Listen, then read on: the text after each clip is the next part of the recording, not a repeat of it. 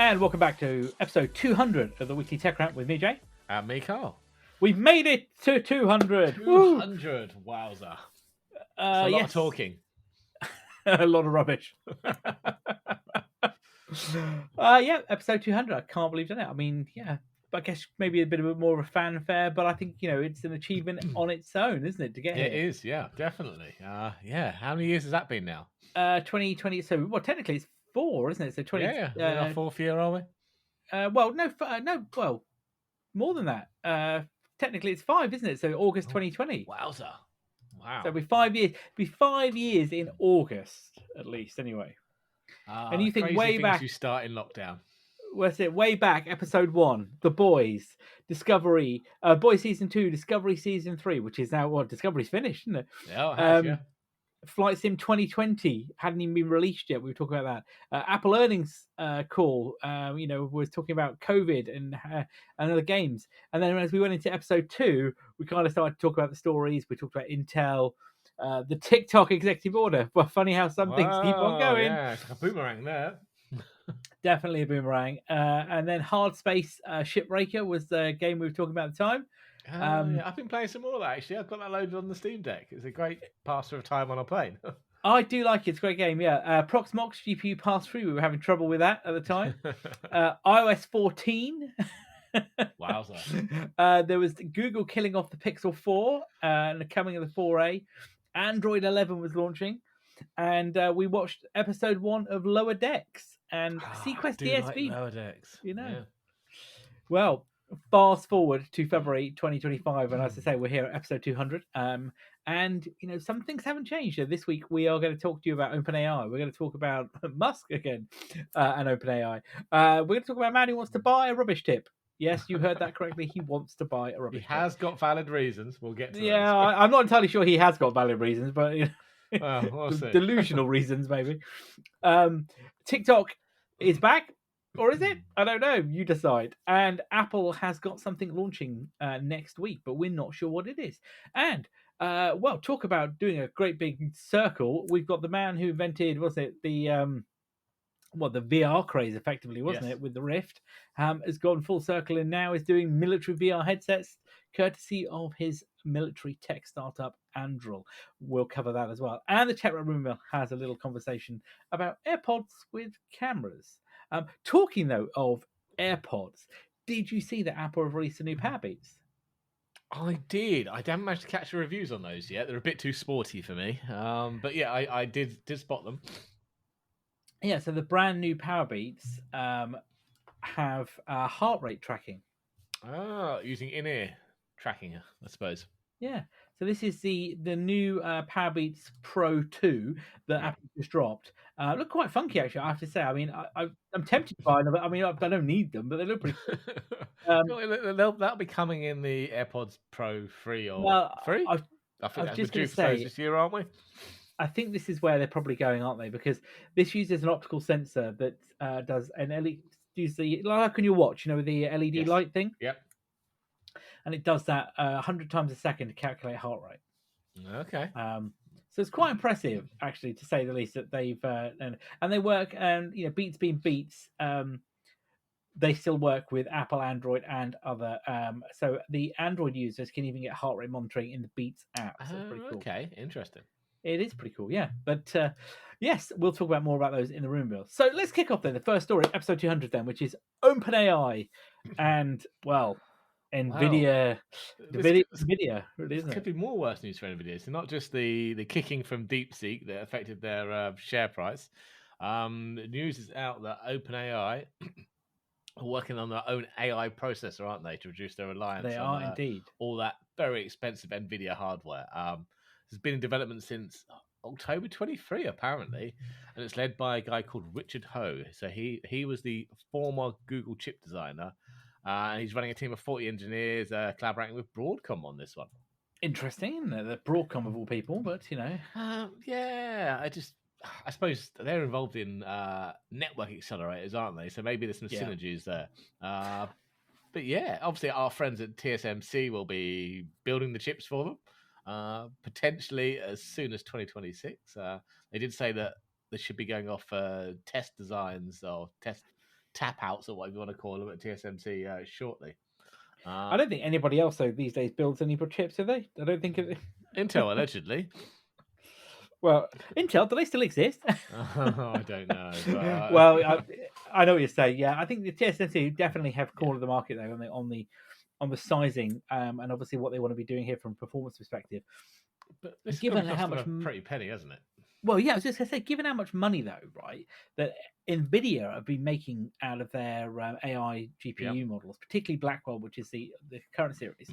I mean, they are it's making money hand over fist, which is obviously, as you said, where the DeepSeek issue came in, and the the supposed low cost of training on lower end GPUs, which kind of I guess got people thinking, didn't it? Was do we need to be spending all this money when actually we could either build our own or we could use other equipment? I suppose obviously OpenAI must be a huge consumer of Nvidia GPUs or via Microsoft, whoever they're hosting it on. But yes, to be able to build their own custom ones tuned for their particular model rather than more general purpose. Nvidia one that's probably going to see some cost savings as well as potentially performance increases. It must do. I mean, if you think, there was Nvidia didn't. I'm pretty sure the first of the last two series of their GPU sets were handed over, weren't they, to OpenAI? They were the first consumer, well, not consumer, but enterprise customer of them. Because we have those pictures of Jensen Huang handing them over, signing them, didn't he? As he gave them fresh out. It's a big oven he's got. But yeah, look, OpenAI have got to do something to reduce cost because they are burning money hand over fist, more money than the cost of the subscriptions is running. Yes, you're right. They're also running a lot of this on Azure as well, because that's part of the Microsoft partnership that powers Copilot.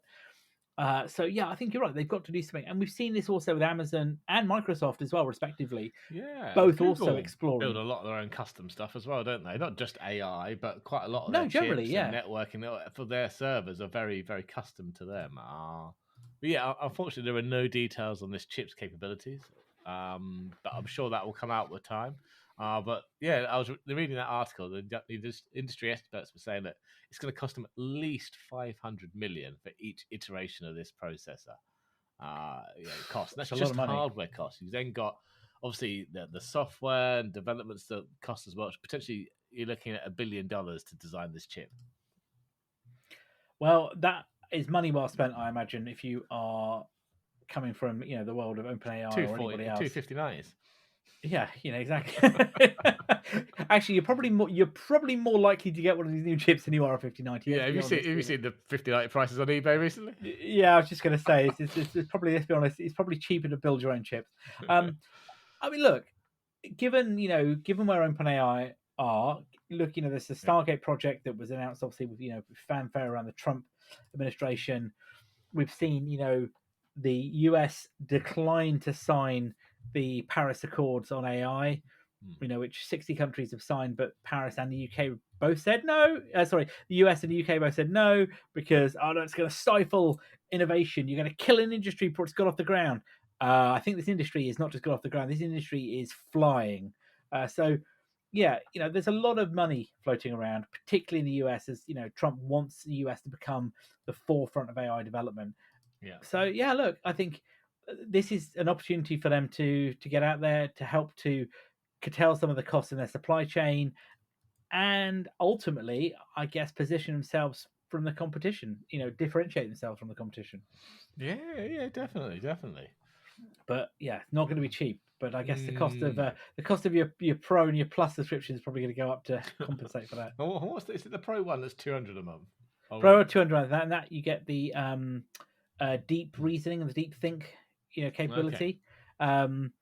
You don't get that with Plus, but you've not signed up for the Pro yet then. No. Unless you want to sign me up. No. The other one though you get, but that's similar to what you see though with deep seek. Sorry, I could not say deep think, but deep seek. So look, I don't know. I mean, some of it's pretty clever in terms of the costing, but Altman himself came out and said, didn't he, that it's still the $200 was still less than it was costing to provide the service. Yeah, basically, yeah. And those people that are going to be spending $200, they're going to be using this a lot. Well, you've got, according to OpenAI, you've got almost doctoral level intelligence, if that's the right way to position Yeah. it.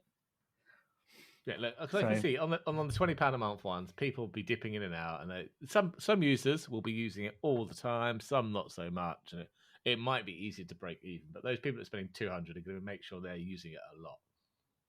yeah, exactly. You've got to make sure you get bang for buck.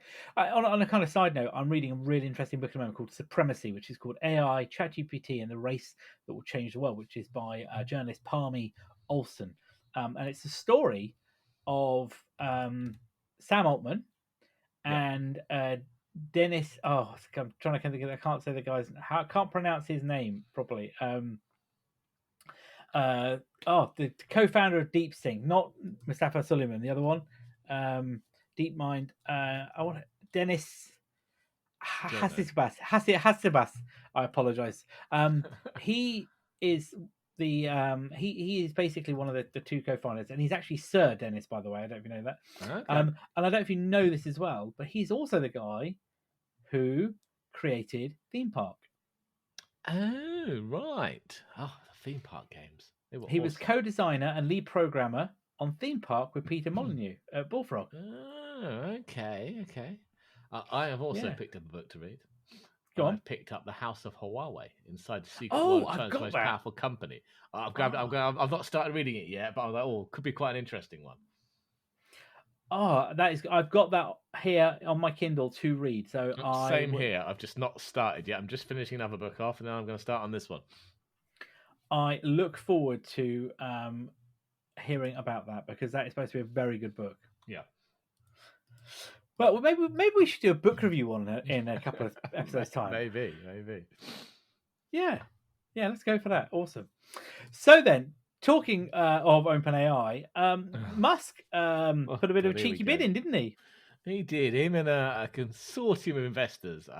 They made it wasn't a bid; it was an unsolicited bid as well, wasn't it? Out of the blue, 97.4 billion to buy the non-profit that controls OpenAI. Let me get that right. Not OpenAI, the non-profit that controls No. it. Yeah. This is a childish attempt by Elon Musk, isn't it, to have a go at Sam Altman again? Yes. Because if you recall, OpenAI was created by Sam Altman and others, and Elon Musk was an early investor, wasn't he, in OpenAI? Indeed, yes. And he left the business because he didn't get his own way. He didn't get his own way, and he didn't like where it was going, and he wanted to do his own thing, didn't he? And a bit like I guess with other companies that he's run, Tesla, again, it's his own way. But yeah, you're right. It was created by Sam Altman and Elon Musk, Ilya Sutskever, Greg Brockman, Trevor Blackwell, Vicky Chung, amongst others. There's a lot of people. Yeah. And they had $1 billion of capital put together. And you're right. And it was part of it. And Musk, and they were a non-profit because Sam Altman wanted to find a way to help create generational wealth to basically empower humanity, didn't he? Yeah. And in 2019, though, they moved away from a non-profit to a profit model, and that's where they became OpenAI Global. And I think that's where Musk, I think, didn't he? He decided it was enough, and it wasn't going to suit him. I mean, he says in this bid that he wants to return to its original open source safety-focused mission. But look, as we said, he has ulterior motives. Okay, so he wasn't happy that he got pushed out. He also has his own competing AI, Grok. It's not very good. Exactly. He has his own competing AI.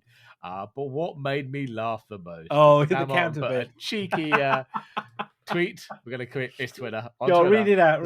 No, thank you, but we will buy Twitter for 9.74 billion if you want. Yeah, that made me laugh. Oh, it was brilliant. It was almost like, no, you're right, but we'll take Twitter off your hands. In fact, you know what? I'd rather Sam Altman ran Twitter. I have to say. Oh, yeah. Oh, look. And then Musk put out some court filings. Was it back Wednesday? Oh, and he said he will withdraw his 97.4 billion bid for OpenAI's non-profit if the maker board of directors preserve the charity's mission and halt the company's conversion to a for-profit. Well, who cares if he withdraws the bid or not? No one has to accept it. Nobody has to accept it. And I'm just not sure what's it. So they're not a publicly traded company. It's not like he can do a hostile takeover. No, there is some concern here though, because what this does shine light on is Sam Altman's motives, though, because he is trying to move it into a more of an enterprise organization Yes, of that course he is. he Yeah. ultimately controls. Yep. So there But is, yeah, I'd also argue yeah, though that I don't think they can. If they don't go for profit, they can't make enough money to continue running the company and fulfill whatever mission he's trying to do. ultimately you're right, because So he has to all do of these something. companies, yeah, all these companies are here are for profit. There's Yeah, no other way of doing it. because at the moment And there's people investing. At some point, those investors are going to want their money back.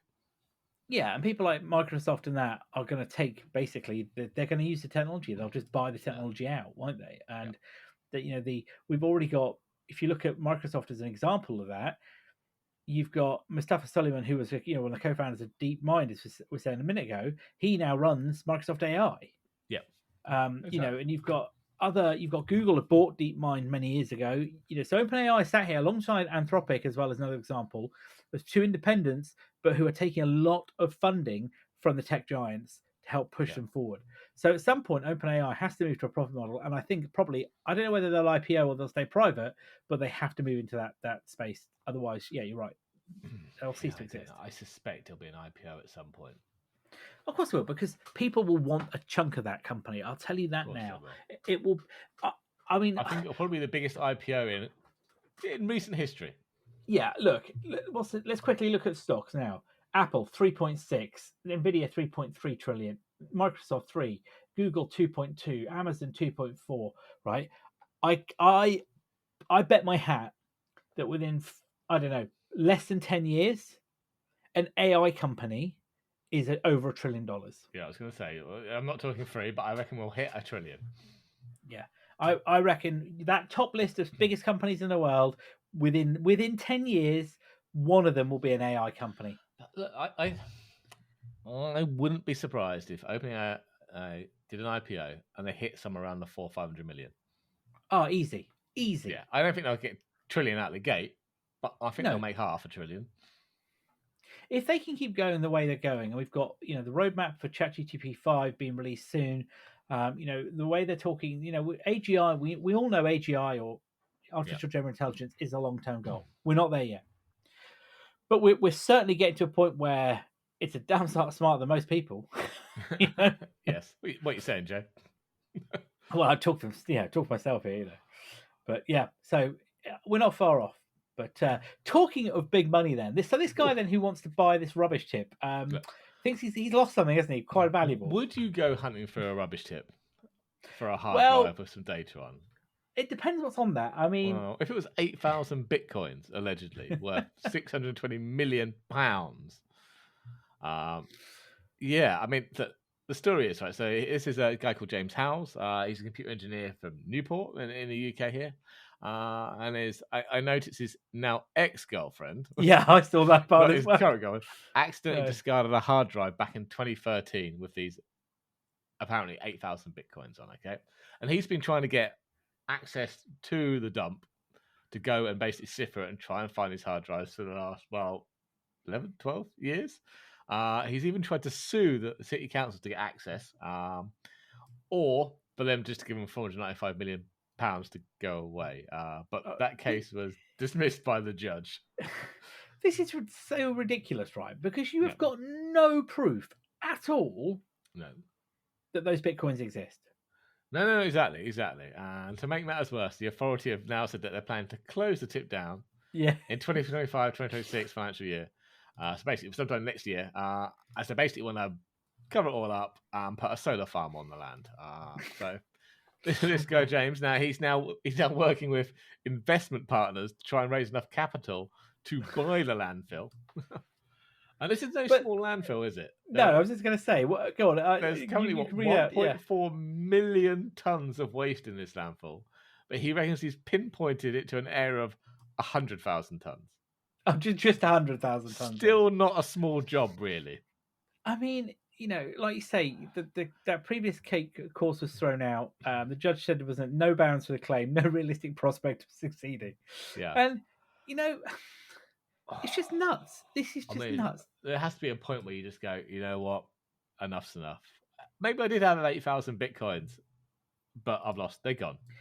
But Do you know what I think would be more believable here is if he had a wallet that you could pinpoint that those coins actually existed.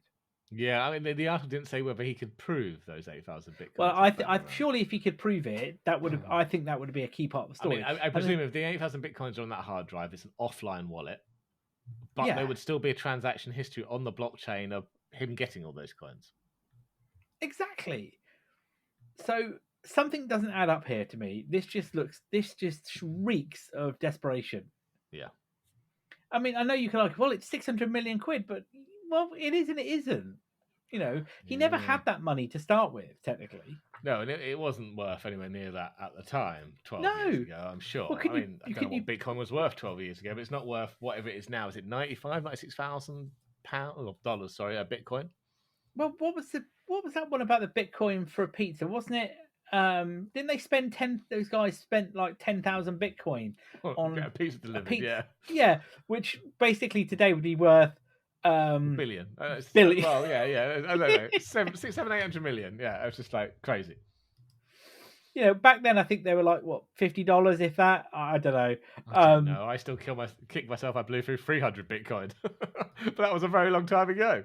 Yeah, but nobody could foresee I'm not the crying future. about it. I spent it. I got my money's worth at the time. Yeah, sure. I wish I'd kept them. But hindsight is, we can't Great say thing. that on air. No. But I mean, yeah, just crazy guy. Look, it is what it is. I mean, back in 2023, it was 227 million. The guy reckoned. In 2024, there were 500 million. And now it's 600 million. I mean, so I can see his pain because you know this imaginary money is going up in value. But I think like he's become obsessed with it. Do you know what? I think you are right. I think it's all consuming. Reeks of obsession, but you know, I think, like you say, sometimes you've got to just accept it. And nobody's going to have that. Nobody's going to dig up that landfill and be like, ha. He's no longer chasing after it. We'll get in there tomorrow. We'll dig it. It's not going to happen. So when's your call with the investors? Yeah, next week. I've got the hardbound digger. But what happens if he can eventually find this hard drive? If he does, and then can't remember the password. Well, yeah, and also there's also the guarantee of is the hard drive still viable? I think now I know you could argue squished by a lot of stuff. It might not be in a state that it's recoverable. No, I know specialist companies can take it apart and take the platters out, can't they? And you know they can rebuild it, but that in itself is a very complex task. Yes. Well, anyway. Good luck, James. Yes, good luck. I feel you're going to be. I feel that's going to be one of these stories you're going to hear about 20 years' time. The guy's still, you know, kind of angry man. You know that. Or he eventually finds it and Bitcoin's worth nothing. Yeah, exactly. It's caved. It's outlawed or whatever. It's worth nothing now. Oh dear. Well, anyway, talking of buying things, then Apple have made a bit of a interesting update to Apple accounts, haven't they? Which I never really saw them doing this. I didn't think they had. But now, I think this is trying to fix a problem that happened before family sharing came around. You reckon? Yeah. Well, I've got this problem because with multiple iPhones in the family. Okay, we've all made purchases on our own individual ones because there was no family sharing at that point. So if somebody's bought something, somebody's bought that. I had maybe 2 accounts on my phone, one my wife's and one mine. So we can each access each other's purchased content. But obviously a bit of a nightmare. Family sharing came along and solved all that. But now Apple said they're going to let you to merge accounts, aren't they? Or merge content from one account to another. Well, this is it, isn't it? So you can now actually say migrate them between purchases. So I guess it is quite a handy way to do it. And also, I guess if you want to change your Apple account as well, is probably another way of doing it, isn't it? If you want to do that, I suppose you could do that if you're not in the family. I mean, you created one of those Apple accounts when you were 16 or 17 with a stupid name in it. Well, I'll give you another example. The other day, I thought, maybe I'll set up another Apple account for work. Yep. Completely separate, different there. And then I thought to myself, and then I was like, what's the point? Because then I've got to all the apps I've got on here. I'll have to read it. You know, it'll all be just. I gave up because I was like, but actually, this would work because I could sign on both of them and I could transfer any purchases or anything a call I've got across from the applications. But the problem doing that though is that you're migrating. You're not allowing to. Once they've No, gone from the other account, haven't they? they have, and in the they've gone from the other accounts. I mean, the answer to that is obviously family sharing, but there's a limit of 6 on a family plan, and we both have 6 in our families, so that's not really going to work. No, not at all. But it seems quite simple to do apparently. So basically, Yeah, what you do is you open the settings app on your phone. You click on your name, click on media purchases. You then sign in if necessary, and there'll be a migrate button. You just follow the steps, and it says then purchase has been migrated, and there you go. yeah, Off you go, and you sign out of the secondary account and sign in with your primary account. So I mean, it's quite straightforward. Typical Apple. They've done a good job in the UX of it. yeah. But It's not typical Apple though. It's meant to say, look, buy it again. well, no, but I guess things are happening, aren't they, around Apple and trying Yeah. to do the right thing. However, talking of doing the right thing, Hmm. it we mentioned about TikTok. Well, there's been a bit of an update this week, as of yesterday. That was Thursday, the 13th of February. That TikTok is coming back to the App Store, isn't it? It is. This is according to Mark Gurman, isn't it? So yeah, this is apparently Trump's Attorney General, Pam Bondi, reportedly sent a letter to Apple that grants the company permission to restore TikTok in the App Store. Apple have confirmed they will be doing it. Now, it should have been restored last night, but I don't have a US phone, so can't check.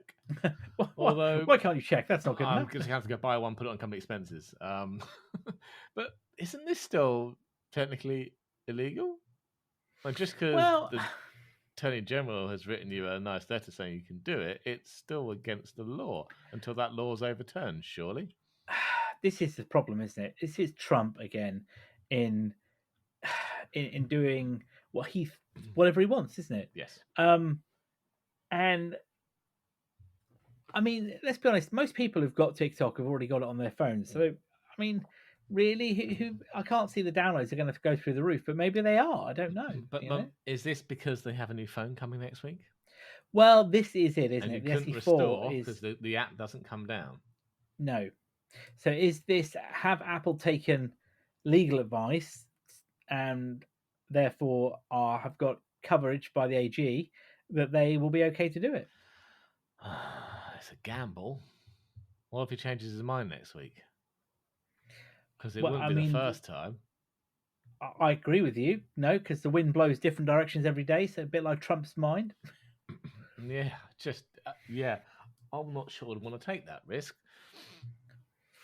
No, I'm not. I'm not necessarily sure I would, but clearly Tim Cook feels in his legal I'm presuming department. the letter's gone out to Google as well. I'm assuming it must have done, but Gurman wouldn't care about that. No, exactly. I'm just presuming this includes Google. So it is apparently. So it is. So Thursday evening. So is it there? We don't know. We can't check for you, but we're assuming it must be there. Yep.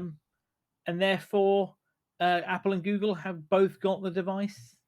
Sorry, the application available for their devices. So yeah, interesting. Who Again, knows? it's I don't know how many more U-turns we can do to get to I'm this. sure there'll be more news on this at some point soon. Absolutely nuts, isn't it? Really, just nuts. I mean, It is. don't get me started on some of the other stuff. I feel I may have a meltdown. But anyway, But talking of Apple, then that new device. yes. Well, yes. So Mr. Tim Cook, he sent out a tweet, didn't he? The other day, last night, saying, "Get ready to meet the newest member of the family, Wednesday, February the 19th." So suspecting this is the iPhone SE 4. But to be honest, that video snippet he put out on the tweet looks suspiciously like an AirTag. Well, do you know what? That's what I was just going to say. I'm not convinced this is a phone. I think this is an AirTag. It looked like an AirTag to me. But I mean, that was a bit of a disappointment. It's Well, just an AirTag. Well, the circular view of it with the Apple logo in the middle Yeah. looks And it looked kind AirTag. of beveled a bit, didn't it? Like it was the edge of an AirTag there. Yeah. Don't know. I mean,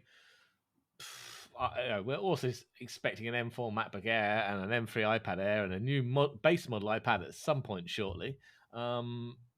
Yeah, I don't know. I suppose we're going to have to wait till next Wednesday to find out. And is it just one item that's going to be announced? Or we're going to have Well, multiple? good question, and certainly we'll follow up next week's show with all of the updates from that. I mean, also it's unusual for Tim Cook to tease an announcement for what will be an announcement and not a product launch in the sense of. Especially if it's just an AirTag. Yeah, that's weird. So I mean, it is weird. I mean, maybe you're right. Maybe there is more to it. Maybe this is teeing up the phone. That if there was a M3 AirPad, M3 iPad Air, that would I think that's a PR. And the same with an iPad 11th generation. That'll just be a press release. They'll come out the door. M4 They'll MacBook appear in Air the as store. well. I mean, yeah, that's just an announcement too. Yeah, because we've got the MacBook We've Pros. got the new designs. Nothing's going to change on those. No, you've just changed. You're just putting the Air in. You're just changing the chipset in it. So That new base iPad is just going to be slapping an A17 Pro in there, like the Mini. Yeah, that's not enough for No. An event. And clearly there isn't going to be an event because Tim has just said, there's something new coming. So yeah, very odd, but it does look AirTag-ish to me. So we'll see. Surprise! Whole Apple event just for an AirTag. Yeah, boom! AirTag for an hour. What the hell is going on here? It's not for April the 1st, is it? Not yet. Well, it might be when you hear the next story. So, Yes. If I said to you then, Palmer Luckey then. Mr. Oculus. Mr. Oculus. He also of the mullet, the weird scraggly goatee beard, kind of very alternative guy, isn't he? He is. He's a bit of an oddball. I just want to state that is not the official position of the show. But yes. He doesn't... Okay, so yeah, what was it? Was it in 2018? Microsoft won the bid to develop the US Army's new IVAS, or is it Integrated Visual Augmentation System? Basically, this was a rugged HoloLens, wasn't it? For soldiers. The idea was to bring battlefield information, augmented reality, show all sorts of stuff in their field of vision. Well, it looks like Microsoft might have called a day on this, haven't they? Well, I think HoloLens generally has had the plug pulled, hasn't it? It has, but it was just the consumer one definitely did, and the business one. It was just the military version left, but I think they've had enough of that one. So this is where Mr. Palmer Luckey comes in, and his military company. Is it Anduril? Anduril, yeah. Anduril, yeah. So apparently Microsoft are handing the development over to them. So production, hardware, software development, all done by Anduril, while Microsoft's still doing the cloud provider part in Azure. Yeah, so this also positions Microsoft as Anduril's main cloud provider. That's part of the deal of doing this, the hyperscaler of choice. Interestingly, is that Anduril have become a full-on defense contractor. They've got weapon systems. They've got a tool which can plan the battlefield. I'm trying to think what it's called. It comes to me in a minute. I'll have to look it up. It's got quite a funky name. It what's it called? Here is it. It basically they do radar systems.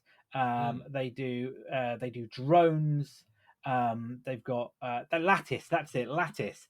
So basically, Lattice is a platform that brings in all the data from their drones and sensors and other platforms and gives them a battlefield control system and allows you to track things. And they have towers and stuff. And you can leverage the Oculus Rift. I just have a look. It's got the Quest 3 there by the look of it. Yeah, on his head. Yeah. I was about to say Oculus, but I meant, sorry, Quest. It is very, very cool. And they are building lots of stuff. And they've just bought another company that builds radars, autonomous vehicles. Yeah, I mean, it's this, if you could go from one extreme to the other, this is like, a guy who liked playing video games on COD probably designed that. In VR when you could do it in real life. Exactly, yeah. Wowza. Exactly, yeah. So, probably a good fit, though, given though his background and skill set and contacts, actually, it probably makes a lot of sense. It does. And this wasn't just handover, was it? This actually went out for a bid again against 80 other companies, including companies like Palantir, is it? Another and Anduril won. So they've obviously got what it takes, hopefully. Yeah, I have to say, I've been following Anduril for a little while now, and kind of one of these companies I keep watching because of the stuff that they're producing. So, yeah, military defense companies, however you may consider the ethical aspects of it, nothing drives innovation like warfare. Well, that's not technically true. There's one other thing that drives innovation. But again, this is a family-friendly show, so we won't go there. Would that be Betamax and VHS, my friend? It might well be, yes. You have to look that one up yourself. So it's probably a good place for us to. So what do we got in the pot then? We've got this AirPods with cameras. This is a bit creepy, if I'm honest. Okay, I'm not really sure how I feel about this, but yeah, apparently Apple will be fitting a future version of the AirPods Pro, not the 3 that are allegedly due out this year, with external-facing cameras and Apple Intelligence. I suppose the idea being that the cameras on your AirPods can monitor the outside world and provide that kind of, what am I looking at? Tell me something about my environment. Where did I leave my keys? That kind of information. Yeah, that's a bit odd. I mean, we had the glass holes, didn't we, with the cameras on their glasses. Yeah. Now we've got cameras in your ear, on your ears, looking out, not in your ears. I mean, kind of freaky. I mean, slightly less freaky, you're right, than being a glass hole, as they say. Is it? You've got 360-degree view. These are fisheye cameras. Yeah, but I guess if your head. But I guess it's not a case of that's been displayed in your vision, is it? And you're taking pictures. But I don't know. I mean, who knows? They could have like LiDAR as well, and like be able to sense, like like the AI headsets do, and be able to sense all of the the environment around you. Yeah, I mean, kind of clever, I guess, and some of that's to do with, I guess, what the Vision Pro can do as well, isn't it? With some of that tech from there, isn't it? I imagine. Did you see the other day that Apple? It's been discovered that Apple have created a Vision Pro fitting app. Okay, well, so you don't have to go to a store. Well, this is the thing. So one of the rumors I read the other day was that Apple could be gearing up to allow third-party resellers to sell the Vision Pro, leveraging this app rather than doing it in store. Okay, interesting. So I'm guessing, like, don't want to spend that much money. Well, yeah, but I'm guessing if you in the UK, like John Lewis or someone like that, or in the US Best Buy or a place like that, where they have Apple concessions, there'll be a Vision Pro there. It was rumored because there's apparently, according to, I can't remember who the guy was, but saying there was a lot of back stock available still, unsurprisingly. Yeah. Oh, okay, interesting. Yeah. So, but look, I mean, look, given what Apple do, given that the Beats Pro have got heart rate monitoring now, who knows? Cameras probably don't seem that impossible anymore. We'll see. But like you say, what it's going to do, who knows? Who knows? And what people's reactions to it are. Yeah, and given its meeting quo, I mean, it probably has some credibility, but is it what we think it is? I don't know. Maybe they're not true cameras, as you say. Maybe it's LiDAR kind of stuff. Yeah, maybe. I kind of almost can see Apple doing that rather than I could get that, but full on, visual camera kind of things. I don't know. Exactly. But who are we to second guess Apple? I don't know. Know. Well, that's probably a good place for us then to wrap up for today. Bit of a shorter show today, but we'll be back next week for episode 201. No, it doesn't really have the same ring as darts, does it? 100. Where we will be talking all of the latest updates coming from the thing, and of course, mainly the Apple event, Apple lack of event, but product announcement that is happening on the 19th. So with that, of course, you can find us on all of the socials, Twitter, Blue Sky, Google, on YouTube, all under Weekly Tech Rant. Please tell your friends about us. Leave us a comment. It helps us and, get the reach further out. I've been Jay. I've been Carl. Good one.